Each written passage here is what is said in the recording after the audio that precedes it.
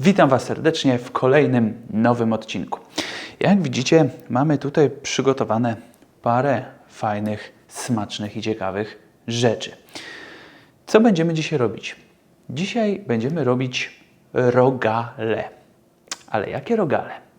Chciałoby się powiedzieć rogale świętomarcińskie, ale tutaj chyba cenzura bądź taka zwykła ludzka głupota zabrania nam.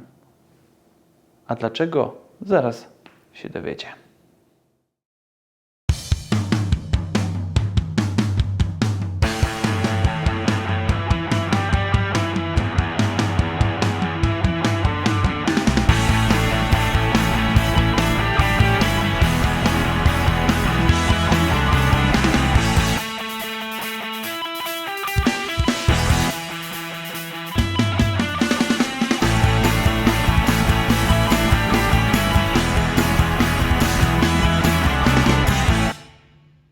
Moi drodzy, otóż rogal świętomarciński. Tutaj się chyba przyda cenzura, bo jeszcze nie wiadomo, czy można nazwać to rogalem świętomarcińskim i czy warto w ogóle nazwać rogalem świętomarcińskim. Zacznijmy od tego. Rogal świętomarciński jest z Poznania.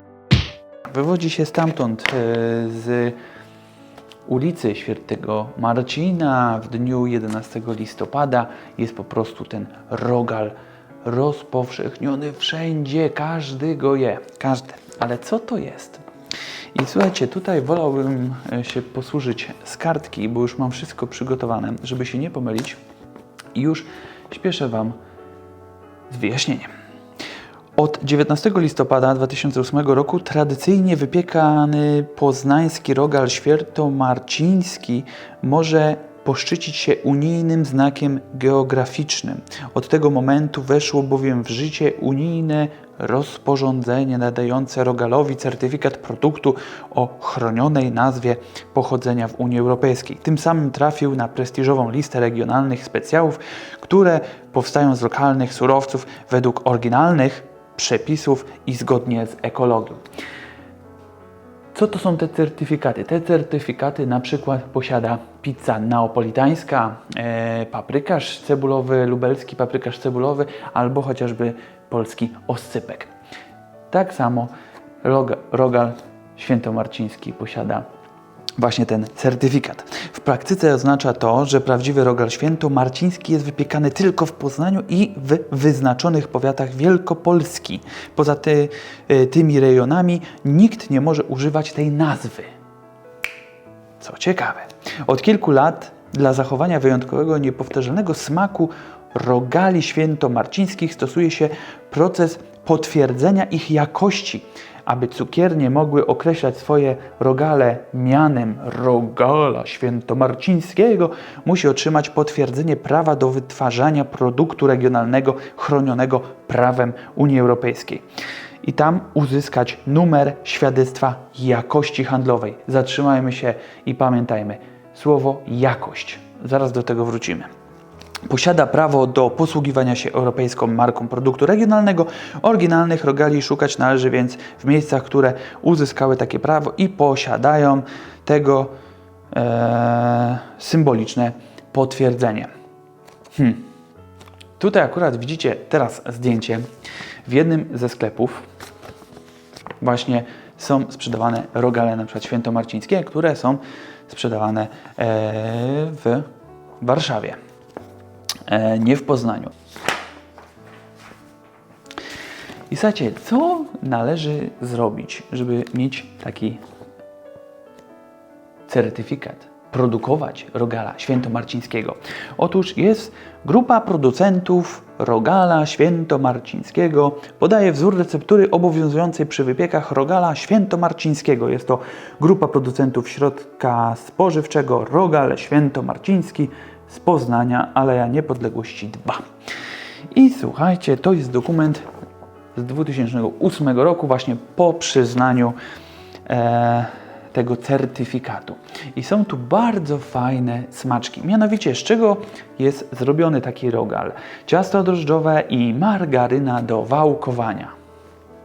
Serio? Margaryna? Serio? Nadzienie. Biały mak. Okruchy cukiernicze. Zatrzymajmy się. Okruchy cukiernicze. Kiedyś okruchy cukiernicze, a teraz okruchy cukiernicze to nie jest to samo. Cukier, margaryna. Znowu? Serio? Znowu? Orzechy, rodzynki, owoce w syropie lub kandyzowane. Masa jaja. Tu już nie można używać jajek, tylko trzeba używać masę jaja. Fajnie. Aromat migdałowy do smaku, bo oczywiście migdały są bardzo trudno dostępne. No i wykończenie to pomada i orzechy.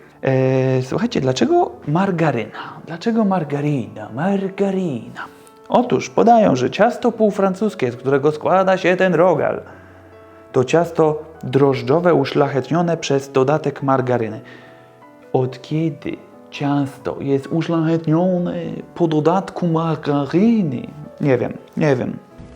Mają rozmach, syny. W procesie wałkowania i składania, przez co uzyskuje się charakterystyczne listkowanie, czyli uwarstwienie. Przepraszam Was bardzo, ale jeżeli się robi ciasto francuskie, to tam się dodaje masło i też jest listkowanie, warstwowanie, więc nie róbcie z ludzi tym certyfikatem. Rogale zawierają 60% ciasta, 30% masy makowej, 8% pomady i 2% posypki. Ok. Oczywiście całe te dokumenty macie na dole w opisie do pobrania. Możecie poczytać, jakie tutaj głupoty wypisują. Bo dla mnie to są głupoty. No i crème de la crème. Mianowicie rogal świętomarciński od co najmniej 150 lat, czyli może nawet i więcej. Cieszy się w Poznaniu niesłabnącą popularnością i powodzeniem. W świadomości poznaniaków i gości grodu nad rzeką Wartą wyrób ten związany jest z obchodami Dnia Świętego Marcina przypadającym na 11 listopada. O renomie tego produktu świadczy ilość legend i podań dotyczących początków wypieków rogala świętomarcińskiego. I tutaj zatrzymajmy się i sprawmy trochę problemu dla niektórych matematyką. Od 150 lat. Chciałbym podkreślić, że jest to z roku 2008. Odejmując 150 lat, wychodzi nam 1858 rok. Kiedy wynaleziono margarynę? Margarynę wynalazł na specjalny konkurs ogłoszony przez Napoleona III francuski chemik w 1869 roku. Jak łatwo sobie obliczyć, jest to 11 lat różnicy. Więc chwila. Francuzi, czy wy na pewno wynaleźliście margarynę, czy nie zrobili tego Polacy? Widzicie? Już jest błąd. I czytamy dalej. Pierwszym odnotowanym użyciem nazwy rogal świętomarciński jest anons prasowy z 11 listopada 1860 roku. Jak nie patrzeć, 9 lat przed powstaniem margaryny. A oni tutaj w tym wszystkim mówią, żeby był prawdziwy rogal świętomarciński, no to trzeba używać margaryny zamiast masła. Bzdury. To są bzdury. Prawdziwego rogala można zrobić również z masłem. Jeżeli pojedziecie do Poznania, tam jest Muzeum Rogalów też i zobaczycie na tablicy, że są stare przepisy, które również mają napisane, że jest stosowane masło. A więc, słuchajcie, wiele osób, które sprzedaje rogale w Poznaniu 11 listopada, no jeżeli chcą zrobić coś fajnego, coś lepszego, nie mogą dodać chociażby, zacznijmy już, te masło, tylko muszą margarynę, nie mogą dodać naturalnych orzechów, tylko muszą dodawać aromaty. Nie mogą dodać jajka, tylko muszą dodać masę jajeczną. Serio? Tym możemy się pochwalić? Jeżeli tym możemy się pochwalić, to ja nie chcę takich rogali. Z tego oryginalnego z certyfikatem mówię nie. Jak mam talent. A ja dzisiaj w warunkach domowych pokażę Wam, jak zrobić rogala, no właśnie, świętomarcińskiego. No nie, bo nie mogę powiedzieć.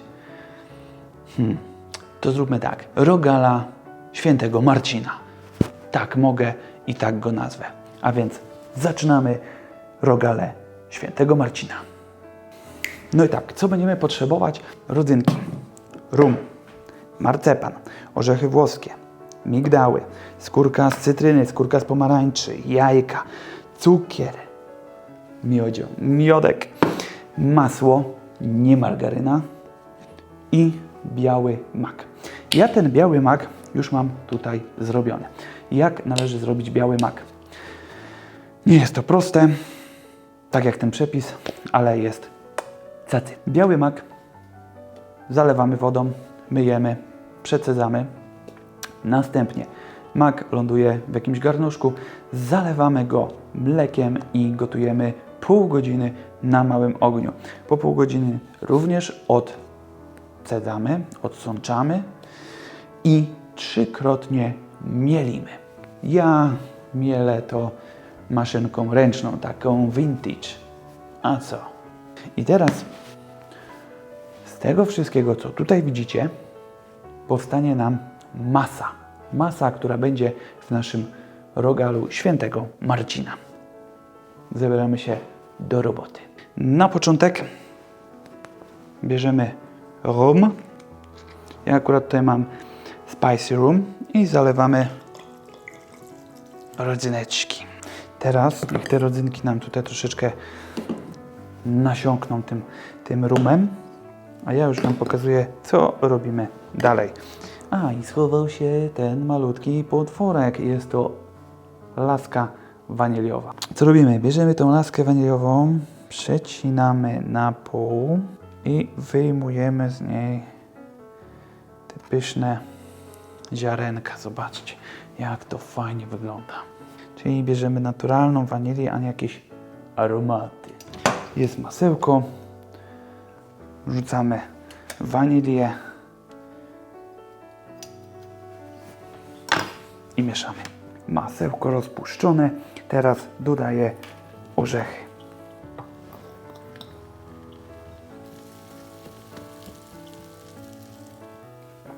Teraz tutaj dodaję miodu. Proszę bardzo. Miodzio. Dodaję też cukru.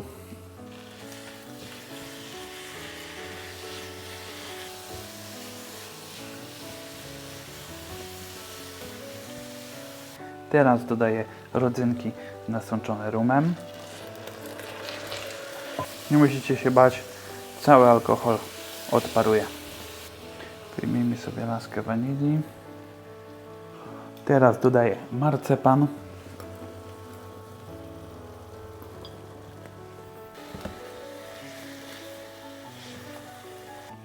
Teraz dodajemy maku.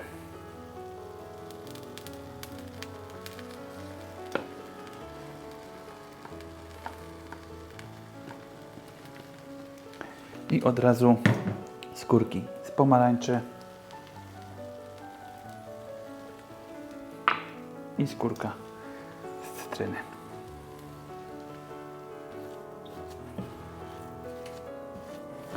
Teraz dodajemy 2 jajka, 2 całe jajka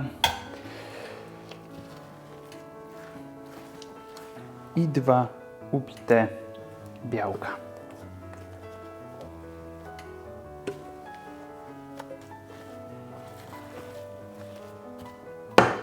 Gotowe. Proszę bardzo, tak to wygląda.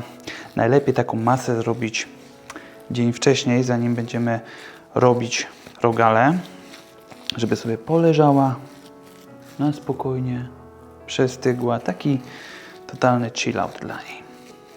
Należałoby spróbować, co wyszło.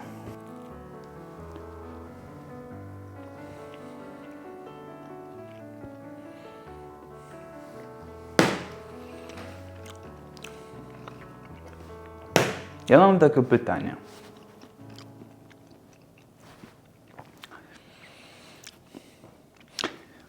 Serio to ma przetrwać do rogali? Ktoś myśli, że ja tego nie zjem? No tak. Nie próbujemy nigdy dwukrotnie tą samą łyżką. Nie wkładamy ponownie swoich zarazków, bo kogoś tym będziemy częstować.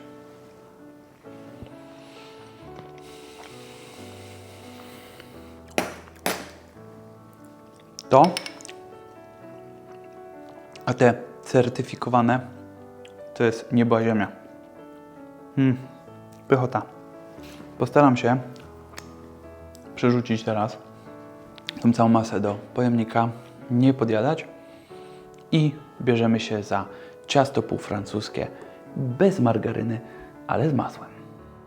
Mam już wszystko przygotowane i teraz czas zabrać się za ciasto półfrancuskie.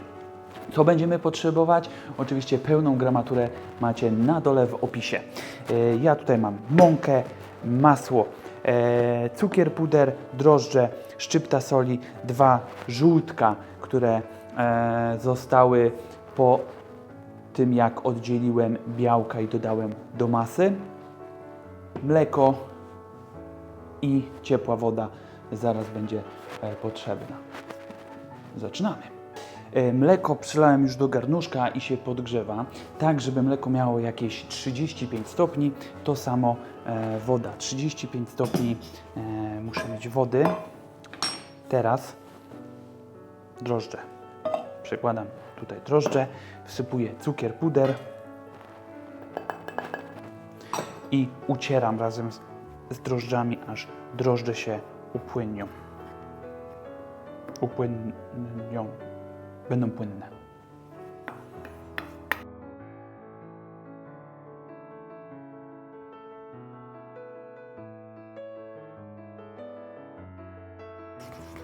Drożdże się upłynniły.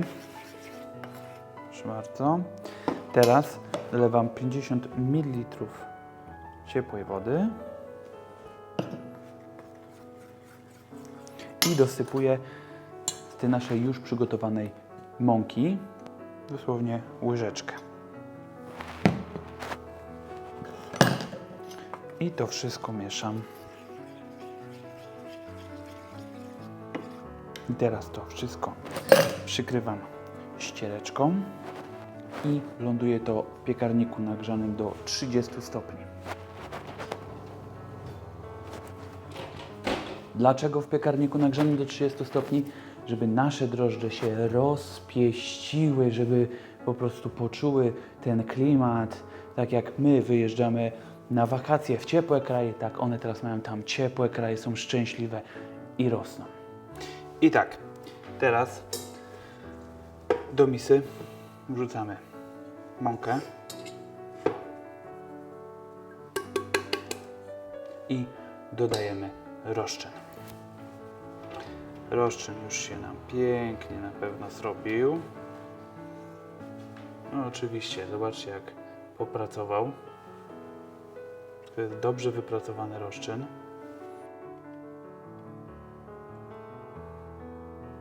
Dodajemy szczyptę soli.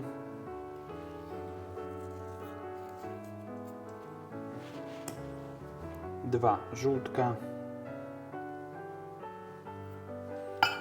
I ciepłe mleko.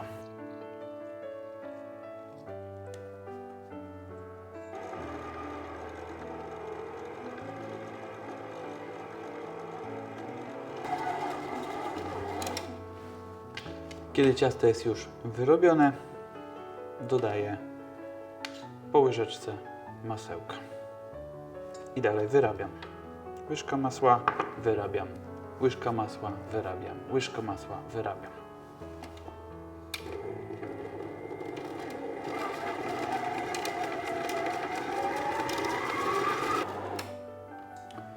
Ciasto po 12 minutach jest już ładnie wyrobione. Odchodzi z haka. I teraz takie ciasto jeszcze delikatnie wyrabiamy ręką. Robimy z niego piękną, ładną kulkę, gładką. Przy takim wyrabianiu, jak widzicie, przesuwamy.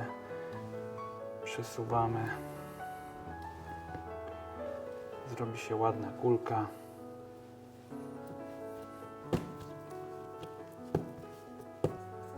I taką kulkę wkładamy do miski, delikatnie podsypana mąką. Proszę bardzo. Przykrywamy wilgotną ściereczką na pół godzinki. Niech ciasto urośnie. I minęło te pół godzinki. Wyciągamy ciasto z piekarnika. Proszę bardzo, sprawdźmy, jak ono wygląda. Bardzo ładnie. Podwoiło swoją objętość. Tak jak chciałem. Podsypuję delikatnie mąką. I jedziemy. Trzeba je troszeczkę jeszcze powyrabiać.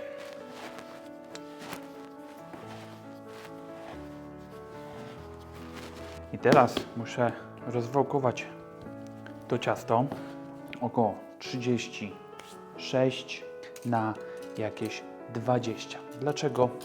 Już Wam pokazuję. Tu mam przygotowane masło, które jest rozwałkowane w takiej torebce strunowej.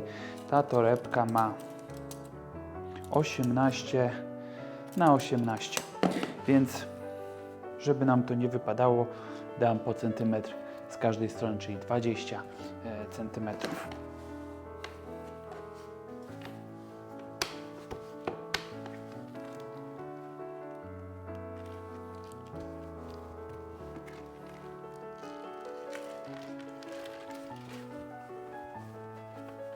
Tu zakładam ciasto. Tu zakładam ciasto i robię jeszcze o tak. Teraz odwracam w ten sposób i wałkuję.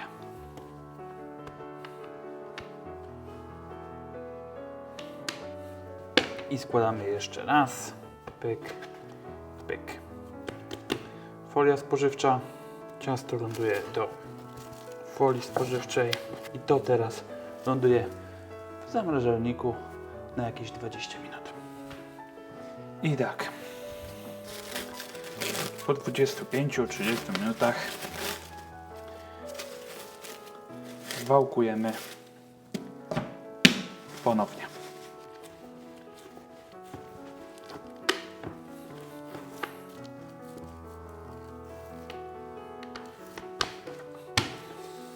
Znowu składamy. Odkręcamy i lecimy.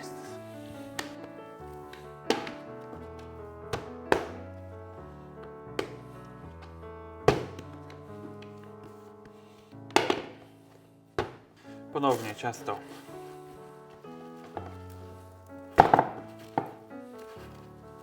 Folię. I tak, nasze ciasto ląduje do lodówki najlepiej na całą noc. I tak nastał nowy, piękny, kolejny dzień. I tutaj mam ciasto wyjęte z lodówki po całej nocy. Co teraz? Teraz potrzebuję użyć połowy tego ciasta. Dlatego folię sobie jeszcze zostawię. Tyle. Proszę bardzo. Ten kawałeczek ląduje z powrotem do lodówki. Oczywiście jak nie chcecie robić tak dużo rogali, no to możecie tamte drugie ciasto przymrozić. Nic się nie stanie. I teraz wałkujemy to ciasto na prostokąt 44 na jakieś 35 cm.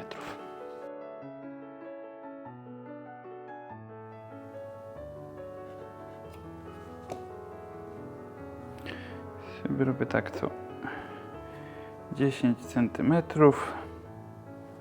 O. Słodyszkę, proszę bardzo.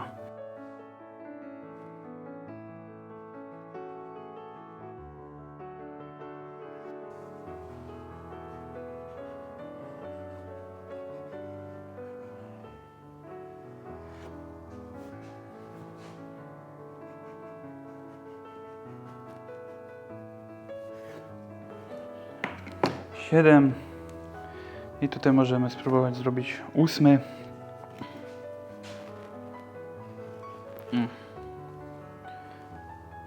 Wyszło nam 8, czyli z takiego ciasta powinno Wam wyjść 16, z tego przepisu 16 rogali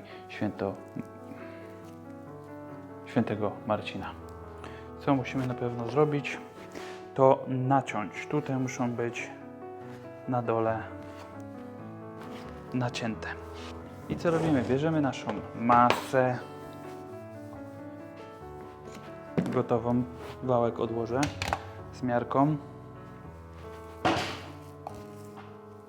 Nakładamy.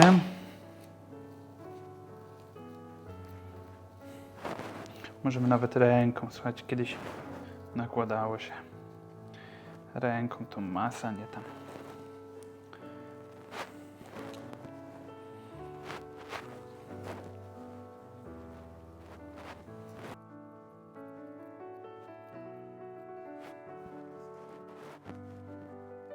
Jak zwijamy takiego rogala?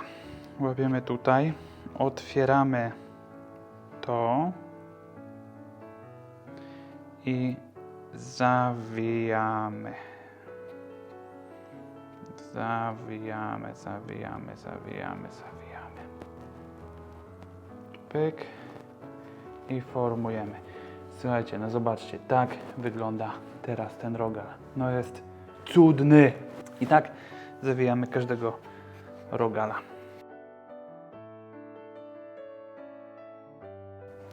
Pyk. I mamy już 4 rogale. Te rogale układam na blaszce.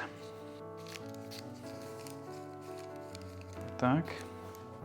Jak ta masa pachnie, słuchajcie. Samo nakładanie to jest katorga. Człowiek by to już zjadł.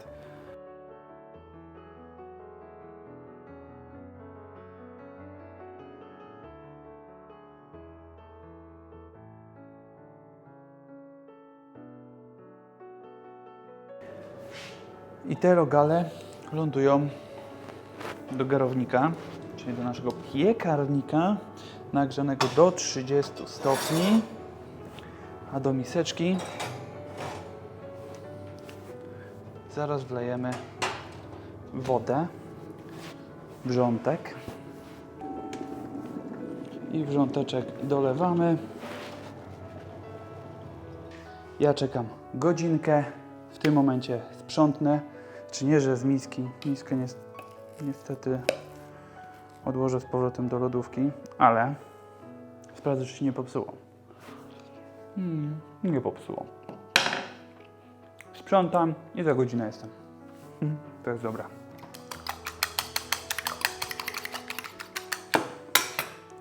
Teraz przygotowałem mieszankę jednego jajka, odrobinę mleka, tak żeby posmarować rogale, które właśnie już wyciągam po godzinie garowania. Ale zanim wyciągnę rogale, wyciągnę wodę.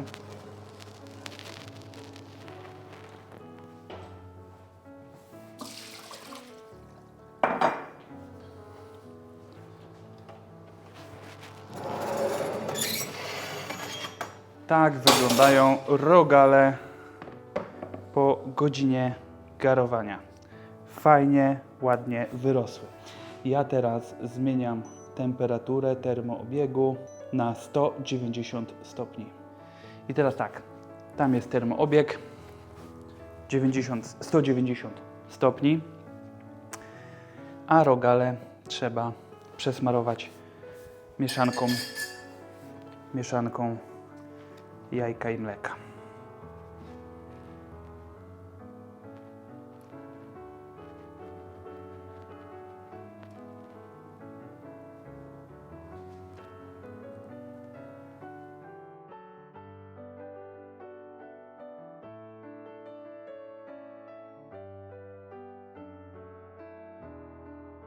No i tak, piekarnik rozgrzany już do 190 stopni. Teraz rogale lądują do piekarnika na jakieś 14 minut. Ale czy na pewno na 14 minut? Tego nie wiem, bo każdy z Was ma inny piekarnik w domu i może to być troszeczkę niewłaściwe stwierdzenie, że zawsze musi być te 14 minut. Musicie sprawdzić u siebie, jak to wychodzi. Rogale muszą być fajnie zrobione, zarumienione, ale taki szacowany czas to 14 minut. Jeżeli będą już po 12 minutach gotowe, wyjmujcie. Jeżeli po 16, 18, to przetrzymajcie. Jest! Minęło 14 minut. Wyjmujemy rogale. Zobaczcie, jak to fantastycznie wygląda. Wow! Przekładam to teraz na kratkę, bo na tej kratce będę to zalewał lukrem.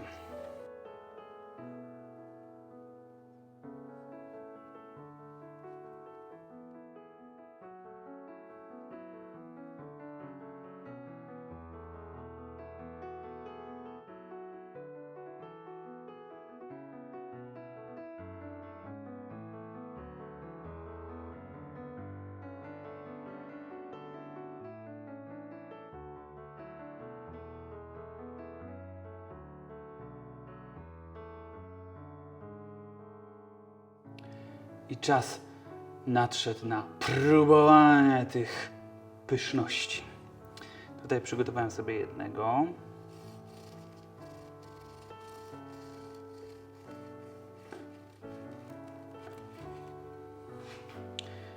Zobaczcie, jak to ładnie wygląda.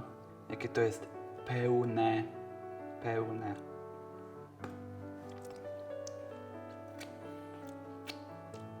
Od lukru już wiem, że palce lizać, ale jak to smakuje?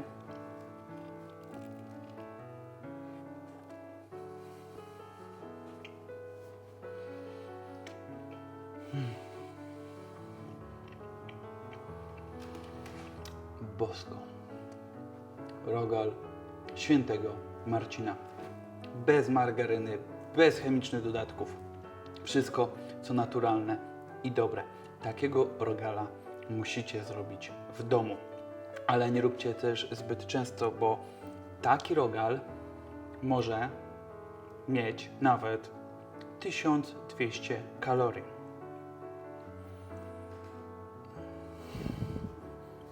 No wiem, no ale już muszę go dokończyć.